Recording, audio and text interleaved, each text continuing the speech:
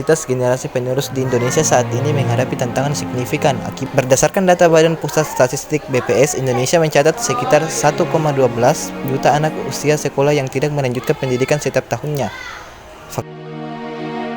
Faktor-faktor seperti keterbatasan ekonomi, akses pendidikan yang sulit dijangkau, serta minimnya dukungan keluarga menjadi penyebab utama tingginya angka putus sekolah ini. Dampaknya, banyak anak usia produktif yang kehilangan kesempatan untuk memperoleh keterampilan dan pengetahuan yang esensial. Satu Majene juga menghadapi tantangan serupa dengan adanya siswa yang tidak menyelesaikan pendidikan hingga tamat. Berdasarkan data yang dikumpulkan dari pencatatan BK, Bimbingan Konseling SMA Negeri 1 Majene, selama periode 2022 dan 2024 terdapat 20 siswa yang tercatat berhenti bersekolah di SMA Negeri 1 Majene.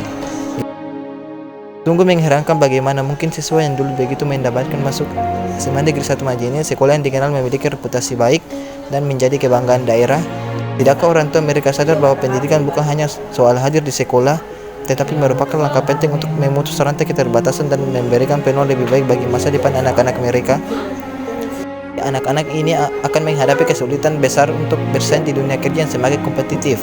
Akibatnya mereka bukan hanya kehilangan kesempatan untuk meraih masa depan yang cerah, tetapi juga berisiko terjebak dalam lingkaran kemiskinan yang sulit diputus.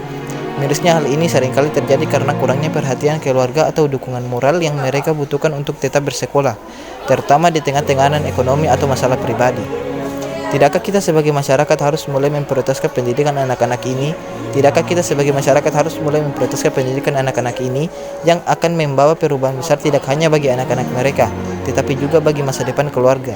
Sebaliknya, ketika pendidikan dianggap sebagai sesuatu yang tidak penting, akibatnya adalah generasi yang tidak siap menghadapi tantangan zaman.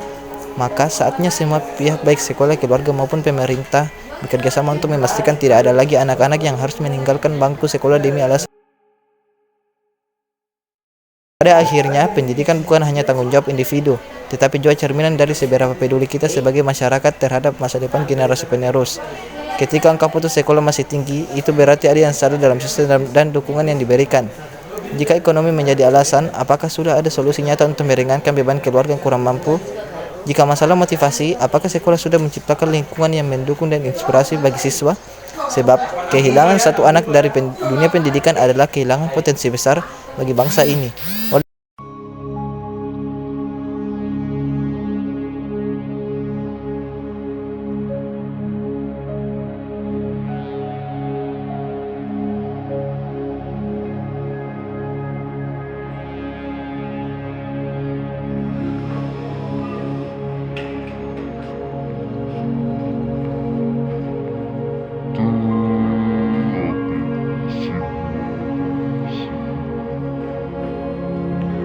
karena itu diperlukan sinergi antara semua pihak untuk memastikan setiap anak tanpa terkecuali memiliki kesempatan yang sama untuk belajar dan tumbuh menjadi pribadi yang mampu berkontribusi bagi masyarakat dan negara.